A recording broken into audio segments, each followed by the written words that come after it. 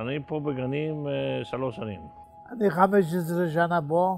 הרב אלדד מגיע בדייקנות, ויום שישי בלילה הוא עושה קידוש. הכל הוא מביא לנו. אוכל, דגים. מכניס דברים חמים לתוך הלב. ראש השנה יש מבצע של שופר. בהתוועדות, כשהוא שר, אז בתוך לבביות כזאת הוא עושה... רוקדים איתו עד אור הבוקר. אתה כל הזמן, אתה יושב בין כל החולים שם, אבל ברגע שאתה בא לפה, אתה מרגיש ניצוצות אלוקית. הרב אלדד משמח אותי, עושה לי טוב. הוא מכבד כל אדם, פשוט מאוד. והוא גם עושה הקפות, והרב אלדד בשמחת תורה לוקח את כולם ביחד, ובשבת בלכה דודי רוקדים, עושים הקפות של הבימה, והוא אישית לבד לוקח את אלה מכיסאות גלגלים ועושה להם הקפות בליל שבת. כשהוא נמצא פה, הכל שמח. זה נותן חיות לכל השבוע.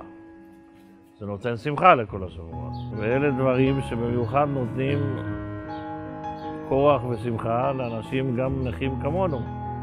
שלא תמיד אנחנו בשמחה כל כך גדולה. אתה נולד מחדש. טוב, קודם כל יש תמיכה תמידית מהצוות. כל הזמן, כאילו, לא משנה איזה פרצוף תעשי, כאילו, ישר ייגשו אלייך ושאלו לשלומך. במקום הזה בעצם חידש לי הרבה, קודם כל עליי, על מי שאני, על הזהות שלי, מי שאני רוצה להיות בעתיד. נגיד אני מבחינה אישית, יש לי בעיה בלקרוא קודים חברתיים, והמקום הזה באמת עזר לי לקרוא קודים חברתיים ולהשתלב בחברה יותר טוב. בכל שיעור אני יוצאת יותר ויותר מחוזקת, יותר בטוחה בעמדות שלי, בהשקפת עולם שלי. להבין שאני צריכה לקבל את עצמי יותר, וכלים להתמודד עם הקשיים שלי, וברוך השם גם אני יודעת שכל קושי הוא לא קושי, הוא בעצם הוא אתגר. ובאמת המקום הזה לימד אותי להסתכל על החיים ככה. נתן לי דחיפה מאוד מאוד חזקה להמשך של החיים.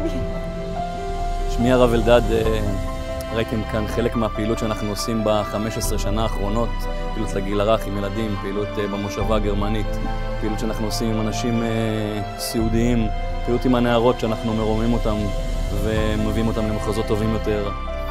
אני כל פעם נרגש מחדש להיות שותף לעשייה הנפלאה הזו, עשייה מתוך אהבה, מתוך נתינה אינסופית, שליחות שאנחנו נמצאים בה בשליחותו והשראתו של הרבי מלובביץ'. בואו תיקחו גם אתם חלק, תתרמו ויהיו שותפים בפעילות מבורכת זו.